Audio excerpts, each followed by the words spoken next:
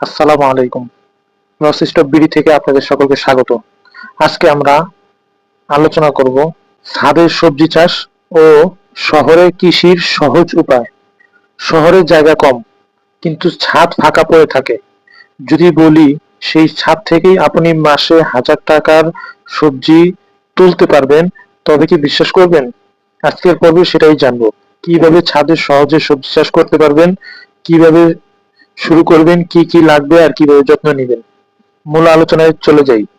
প্রথমত, ছাদে চাষ কেন করবেন? উত্তর: নিজের পরিবারের জন্য টাটকা ও নিরাপদ সবজি পাবেন, বাজারের নির্ভরতা কমবে, ছাদের তাপমাত্রা কমবে, ঘর থাকবে ঠান্ডা, মানসিক প্রশান্তি ও সময় কাটানোর একটি চমৎকার উপায় পাবেন। দ্বিতীয়ত, ছাদ প্রস্তুত করার পদ্ধতি। প্রথমে ছাদের পানি নিষ্কাশন ঠিক করতে হবে। দ্বিতীয়ত, যেখানে চাষ করবেন সেখানে পলিথিন বা শেড নেট বিছিয়ে দিতে হবে। প্রয়োজনে ইট বা প্লাস্টিক টাইল দিয়ে বেড বানাতে হবে। সূর্যের আলো যেন অন্তত 5 থেকে 6 ঘন্টা সেখানে পড়ে, এটা নিশ্চিত করতে হবে। 3 নম্বর বিষয়, চাষের উপকরণ। চাষ করার জন্য কি কি উপকরণ লাগবে? প্রথমত, পাত্র, টব, ড্রাম, প্লাস্টিক বালতি বা কাঠের বাক্স।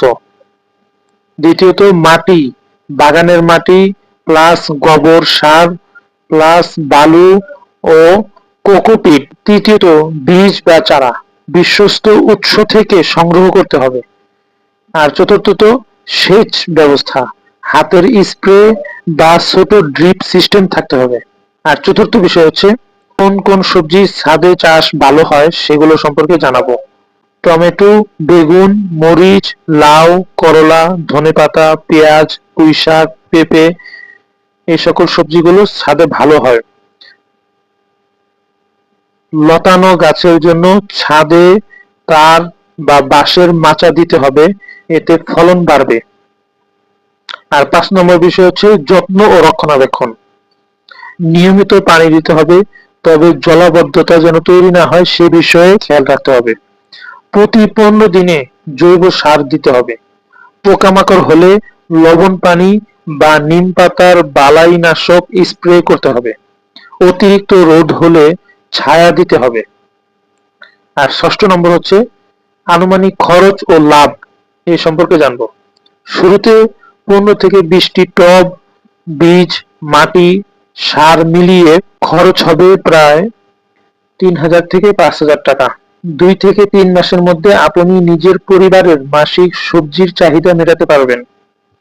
নিয়মিত যত্ন নিলে বছরে 10,000 টাকারও বেশি সবজি তুলতে পারবেন। শহরের ছাদে সবজি চাষ শুধু একটি শখ নয়, বরং এটি হতে পারে এক লাভজনক ক্ষুদ্র ব্যবসা। আপনি যদি প্রতিদিন একটু সময় দেন, তাহলে আপনার ছাদই হয়ে উঠবে সবুজ বাগান। পরের পর্বে আমরা জানব হাইড্রোপনিক্স বা মাটি ছাড়া সবজি চাষের আধুনিক পদ্ধতি। তো ভিডিওটি ভালো লাগলে লাইক দিন, কমেন্টে লিখুন আপনি কোন সবজি ছাদে চাষ করতে চান, আর অবশ্যই সাবস্ক্রাইব করুন লসিস্ট অফ বিডি চ্যানেলটি। আর আগামী পর্ব শোনার জন্য সে পর্যন্ত সাথেই থাকুন। ধন্যবাদ।